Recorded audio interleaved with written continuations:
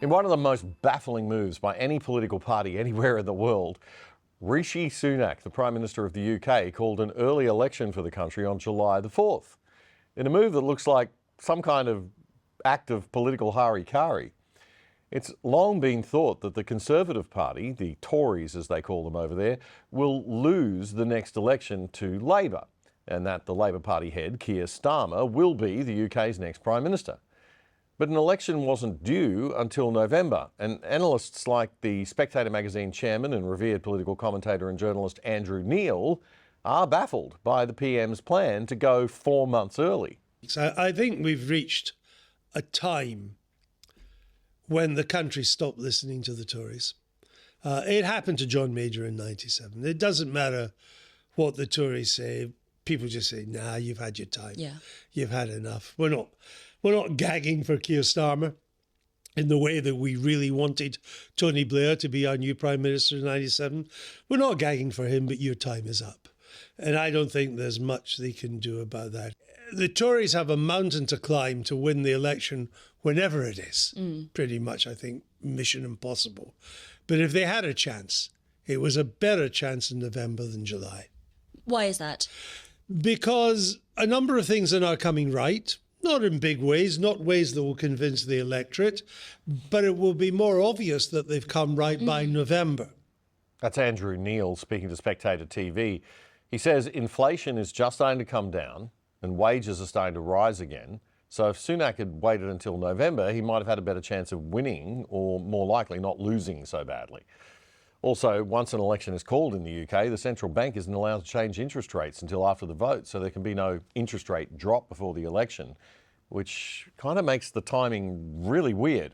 Some say it might be that they want to go before the expected wave of illegal immigrant boats coming across the channel in summer. And we're about to get some, not the illegal migration of the boat people, but we're about to get new migration figures coming out this week, which will not be great for the government. There will still be a lot more than people want and won't reflect the recent steps the government's taken to cut legal migration.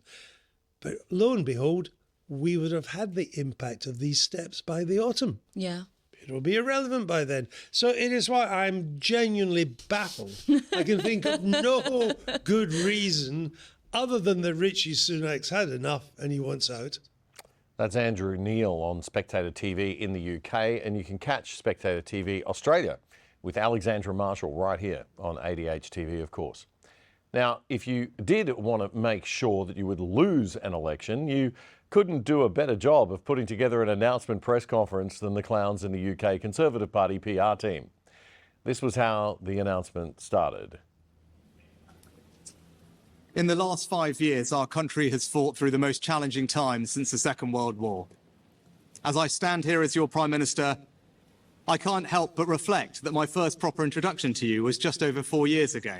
And then, within 30 seconds, as if on cue, the rain started to come down. I have never and will never leave the people of this country to face the darkest of days alone. And you know that because you've seen it.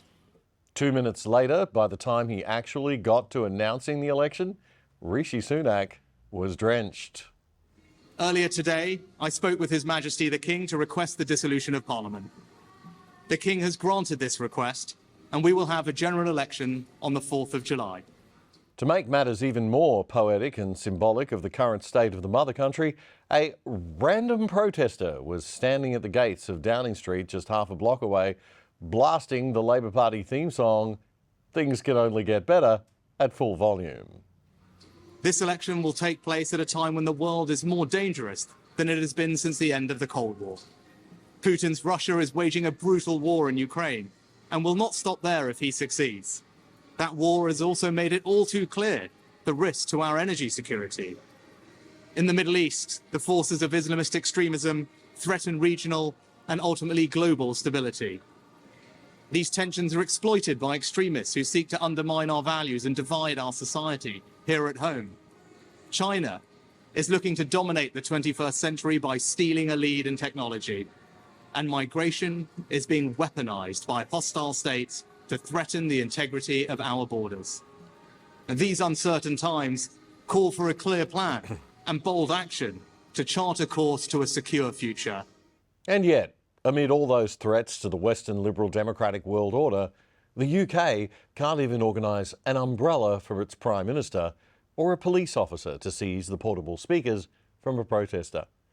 What more do you need to know about the shambolic state we're all in right now?